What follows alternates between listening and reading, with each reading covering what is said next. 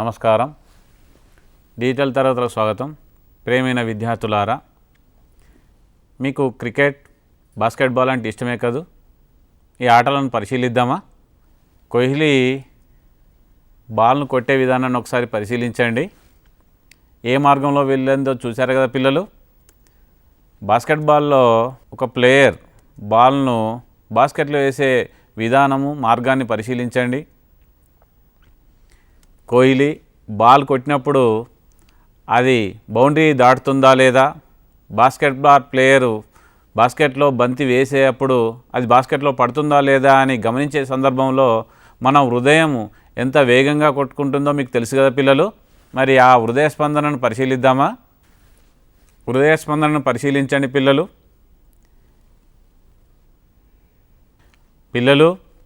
Cricket, basketball హృదయ స్పందనల పటాలను పరిశీలించారు కదా. ఆ పటాల వెనుక దాగి ఉన్న గణిత భావనల గురించి తెలుసుకుందామా? ఈరోజు ఆ విషయాల గురించి మనం తెలుసుకోబోతున్నాం. ముందుగా వాటికి సంబంధించిన గణిత భావనలను పరిశీలిద్దాం. ఈ గణితాంశాలను పరిశీలించండి. గణితములో వాక్యాలను బీజీయ రూపంలో ఎలా రాద్దామో పరిశీలిద్దాం. x యొక్క 8 రెట్లకు 5 కలపబడింది. దీనిని x యొక్క 8 రెట్లకు 5 కలిపిన సమానము 8x + 5 అని రాస్తాం. మరియు yలో 4వ భాగంకు 12 కలపబడింది. ఈ అంశాన్ని y/4 + 12 అని బీజీయ సమాస రూపంలో రాస్తాం. బీజీయ సమాసం అంటే ఏంటి? కొన్ని పదాల సంకలనం లేదా వ్యవకలనంతో సమాసాలు ఏర్పడతాయి. ఉదాహరణగా 8x + 5 3xy - 4 4p² - 3q³ + 6 మొదలైనవి. మరి బహుపది అంటే ఏమిటి? ఒక బీజీయ సమాసములో చరరాశుల యొక్క ఘాతాంకాలు రుణేతర పూర్ణ సంఖ్యలైనప్పుడు ఆ సమాసాలను బహుపదులు అంటారు.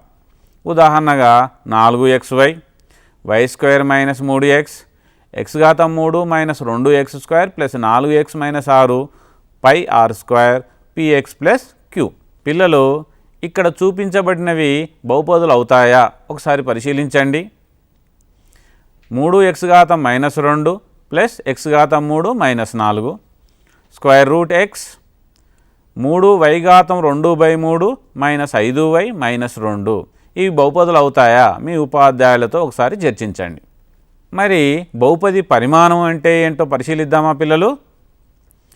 x చరరాశిలో గల బహుపది p(x)లో x యొక్క గరిష్ట ఘాతాంకము p(x) బహుపది పరిమాణం అగును.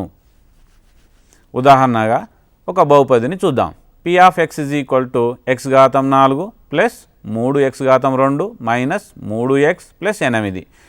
p(x)లో x యొక్క గరిష్ట ఘాతాంకం పరిశీలించండి. x⁴ 4, x⁴2, x⁴1 మరియు చివరి పదంలో x లేదు. మరి ఈ ఘాతాంకాల్లో గరిష్ట ఘాతాంకం 4 కావున బహుపది p(x) పరిమాణము 4గా చెప్తాం. పరిమాణం ఆధారంగా బహుపదుల రకాలను పరిశీలిద్దాం. బహుపది పేరు, బహుపది పరిమాణం, బహుపది సాధారణ రూపం, ఉదాహరణ ఈ పట్టిక ద్వారా మనం తెలుసుకుందాం. శూన్య బహుపది పరిమాణం నిర్వచించబడదు, దానికి సాధారణ రూపం లేదు, ఉదాహరణ 0. రెండవది స్థిర బహుపది, బహుపది పరిమాణము 0, బహుపది సాధారణ రూపము a, ఉదాహరణగా -5, 8, 3/8. రేఖీయ బహుపది, దీని పరిమాణము 1, బహుపది సాధారణ రూపం ax + b, ఉదాహరణ 4x - 7. వర్గ బహుపది, ఈ బహుపది పరిమాణము 2, బహుపది సాధారణ రూపము ax² + bx + c, ఉదాహరణ 6x² + 5x - 2. ఘన బహుపది, బహుపది పరిమాణము 3, సాధారణ రూపము ax³ + bx² + cx + d, ఉదాహరణ 9x3 - 6x2 + 5x - 3. పిల్లలు, పట్టిక ద్వారా రేఖీయ బహుపది యొక్క పరిమాణం 1 అని, వర్గ బహుపది యొక్క పరిమాణం 2 అని, ఘన బహుపది యొక్క పరిమాణం 3 అని తెలుసుకున్నాం కదా. ఎన్నవ పరిమాణం గల బహుపది ఎలా ఉంటుందో చూద్దామా పిల్లలు. ఎన్నవ పరిమాణ బహుపది p of x is equal to a0 x ఘాతం n plus a1 x ఘాతం n minus 1 plus a2 x ఘాతం n minus 2 plus dash dash an minus 1 x plus an. ఇందులో a0 a1 a2 dash dash an minus 1 an అనేవి చరరాశి x యొక్క గుణకాలు మరియు a0 not equal to 0. దీనిని ఎన్నవ పరిమాణ బహుపది అంటాము. పిల్లలు, బహుపది విలువ అంటే ఏందో పరిశీలిద్దామా. బహుపది యొక్క విలువ x = 2 అయినప్పుడు p of x = x² minus 3x plus 2 బహుపది యొక్క విలువను కనుగొందాం. p of x = x² minus 3x plus 2. ఇందులో x బదులుగా 2 ప్రతిక్షేపించినట్లయితే 2² minus 3 into 2 plus 2, సూక్ష్మీకరించగా 4 minus 6 plus 2 is equal to 0. x = 2 అయినప్పుడు p of x = x² minus 3x plus 2 బహుపది యొక్క విలువ 0గా చెప్తాం. బహుపది యొక్క శూన్యాలు x = 2 అయినప్పుడు p of x = x² minus 3x plus 2 బహుపది యొక్క విలువ 0. p of 2 = 0 అయినది కావున 2ను బహుపది p of x = x² minus 3x plus 2 యొక్క శూన్యము అంటారు. పిల్లలు, p of x ఒక బహుపది, p of k = 0 అయితే kను బహుపది యొక్క శూన్యము అంటారు. మరి ఈ శూన్యాలను మనం ఎలా కనుగొంటాము, వీటికి గల జ్యామితీయ అర్థాలు ఏమిటో ఈరోజు మనం తెలుసుకుందాం. ఈ సమస్యను పరిశీలించండి పిల్లలు. y = 2x - 5 సమీకరణముకు రేఖాచిత్రాన్ని గీద్దాం. ముందుగా పట్టికను రూపొందించుకుందాం. ఇందులో y = 2x - 5, చివరగా x, y ఒక బిందు రూపంలో చూపిస్తాం. x యొక్క విలువ 0గా తీసుకున్నట్టయితే y = 2 ఇంటూ x - 5 యొక్క విలువ ఏమవుతుంది పిల్లలు? 2 ఇంటూ 0 -5, అది -5కు సమానము. x, y అంటే x యొక్క విలువ 0, y యొక్క విలువ -5, బిందు రూపంలో 0, -5 ఒక బిందు. మరియు x = 1 తీసుకున్నట్టయితే y యొక్క విలువ -3 అవుతుంది, బిందువు 1, -3. x యొక్క విలువ 2 తీసుకున్నట్టయితే y యొక్క విలువ -1 అవుతుంది, బిందువు 2, -1. మరియు చివరగా x = 3 తీసుకున్నట్టయితే y యొక్క విలువ 1 అవుతుంది, బిందువు 3, 1. y = 2x - 5 రేఖాచిత్రం x అక్షాన్ని ఖండించే బిందువు యొక్క x నిరూపకము బహుపదికి శూన్యం అవుతుంది. దీన్ని పరిశీలిద్దామా పిల్లలు. y = 2x - 5 రేఖాచిత్రం. గుర్తించాల్సిన బిందువులు 0, -5, 1, -3, 2, -1, 3, 1. ఈ బిందువులను గ్రాఫ్పై గుర్తిద్దాం. చూడండి పిల్లలు, 0, -5, 1, -3, 2, -1, 3, 1. ఈ 4 బిందువులను కలుపుతూ రేఖను గీసినట్లయితే అది ఈ విధంగా వెళ్తుంది. మరి ఈ రేఖ y = 2x - 5. ఈ రేఖ x అక్షాన్ని ఏ బిందువు వద్ద ఖండించిందో పరిశీలించండి పిల్లలు. 2.5, 0 వద్ద కదా. కావున రేఖాచిత్రం x అక్షాన్ని 2.5, 0 వద్ద ఖండించినది. మరి ఈ బహుపది యొక్క శూన్యము 2.5గా చెప్తాం. ఇది రేఖీయ బహుపది. దీనికి ఎన్ని శూన్యాలు వచ్చాయో గమనించండి పిల్లలు. రేఖీయ బహుపదికి ఒకే శూన్యాన్ని చూసాం కదా. మరి వర్గ బహుపదికి శూన్యాలను కనుగొన్నట్టయితే మరి ఎన్ని శూన్యాలు వస్తాయో పరిశీలిద్దామా. ఈ సమస్య ద్వారా తెలుసుకుందాం. y = x² - x - 6 వర్గ బహుపదికి రేఖాచిత్రాన్ని గీద్దాం. మరి ఈ రేఖాచిత్రం గీయడానికి మొదటగా పట్టికను రూపొందించుకోవాలి. ఇందులో ఎక్స్ విలువ X square minus X minus 6 Y విలువ చివరగా బిందు రూపంలో ఎక్స్ యొక్క విలువ -2 -1 0 1 2 3 4గా తీసుకుందాం. అప్పుడు ఎక్స్ స్క్వేర్ యొక్క విలువలు 4 1 0 1 4 9 16 అవుతాయి. -x యొక్క విలువను పరిశీలించండి. -2 విలువ 2కు సమానం, -1 విలువ 1కి సమానం, 0 -1 -2 -3 -4 -6 విలువ స్థిరంగా ఉంటుంది కనుక -6ను ప్రతి బాక్సులో సూచిద్దాం. ఇప్పుడు ఎక్స్ స్క్వేర్ -x -6 యొక్క విలువల మొత్తాన్ని కనుక్కొని వైగా వేద్దాం. ఇది 0కు సమానము. రెండవ వరుస -4కు సమానం, మూడవ వరుస -6కు సమానం. అదేవిధంగా -6 -4 0 6 బిందు రూపంలో రాసినట్టయితే -2, 0 -1, -4 0, -6 1, -6 1, -6 2, -4 3, 0 4, 6 ఈ బిందువులను గ్రాఫుపై మనము సూచించి వక్రాన్ని గీసినట్లయితే ఏ విధంగా ఉంటుందో పరిశీలిద్దాం. y = x² - x - 6కు రేఖాచిత్రం. గుర్తించవలసిన బిందువులు చూశారు కదా పిల్లలు. మరి ఈ బిందువులను మనం ఈ గ్రాఫ్పై గుర్తిద్దాం. మొదటగా -2, 0, రెండవ బిందువు -1, -4, మూడవ బిందువు 0, -6, నాలుగవ బిందువు 1, -6, తర్వాత 3, 0, తర్వాత 4, 6. మరి ఈ బిందువులను వరుస క్రమంలో కలుపుతూ రేఖాచిత్రాన్ని గీసినట్లయితే ఈ విధంగా ఉంటుంది. పరిశీలించండి పిల్లలు. ఈ రేఖాచిత్రం -2, 0 వద్ద నుండి స్టార్ట్ అయ్యి 4, 6 వరకు చేరింది. ఈ చేరిన క్రమంలో x అక్షాన్ని -2, 0, 3, 0 వద్ద ఖండించింది. కావున x యొక్క నిరూపకాలు -2, 3లు ఈ బహుపదికి శూన్యాలు అవుతాయి. మరొక రేఖాచిత్రాన్ని పరిశీలిద్దామా పిల్లలు. y = 6 - x - x² వర్గ బహుపదికి రేఖాచిత్రం ఎలా గీద్దామో చూద్దాం. మొదటగా y విలువలను మనం కనుగొనాలి. దానికి గాను పట్టికను రూపొందించుకోవాలి. x 6 - x - x² y బిందువు x, y. x యొక్క విలువలు -3 -2 -1 0 1 2 3గా తీసుకుంటాం.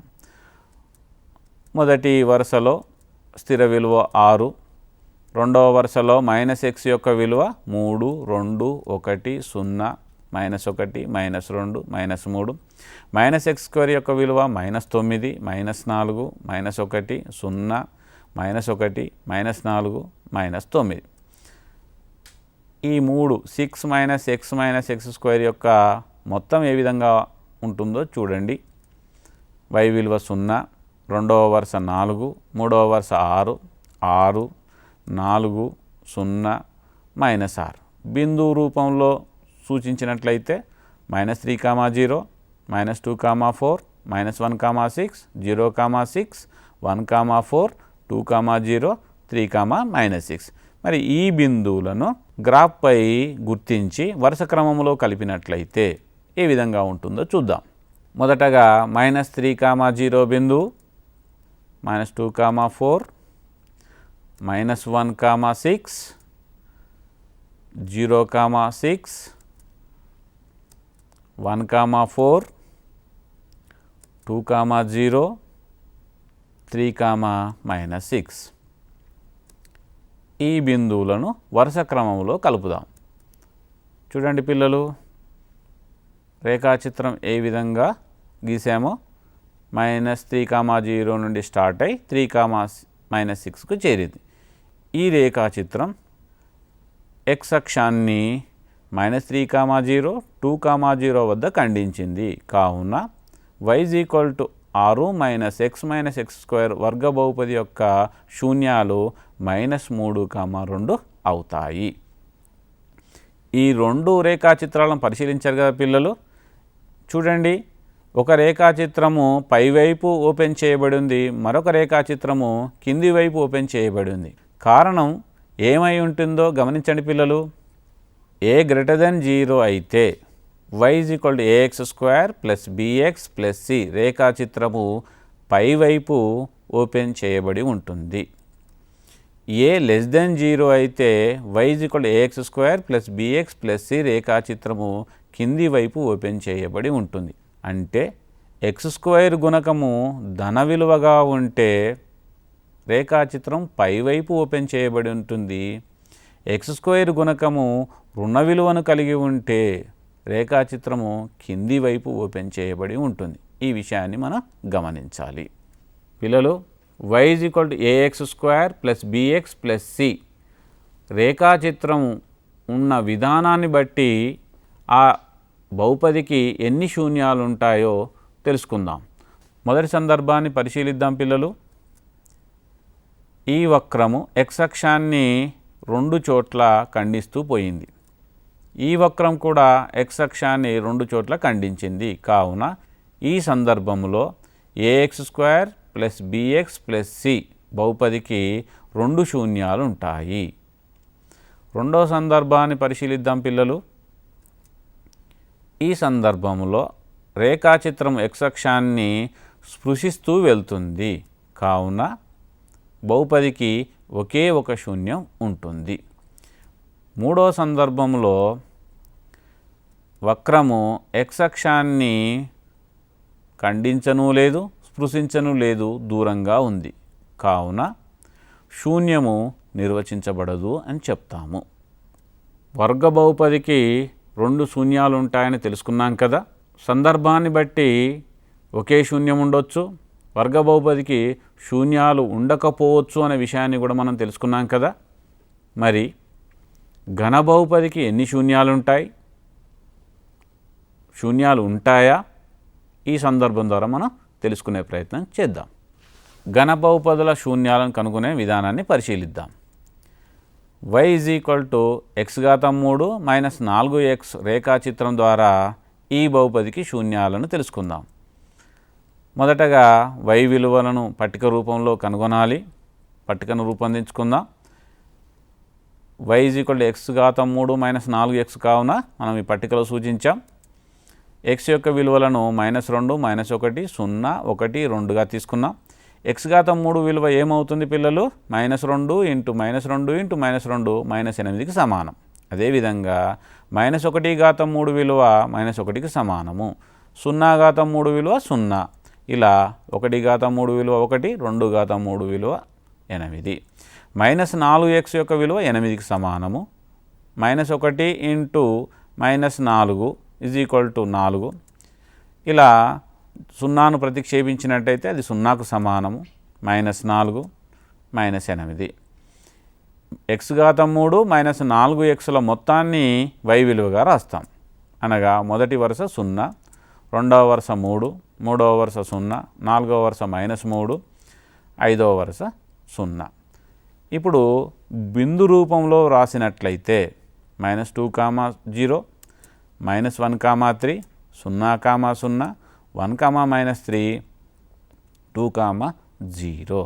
ఈ బిందువులను గ్రాఫ్పై సూచించి వక్రాన్ని గీసినట్లయితే అది x అక్షాన్ని ఏ బిందువుల వద్ద ఖండిస్తుందో పరిశీలిద్దాం.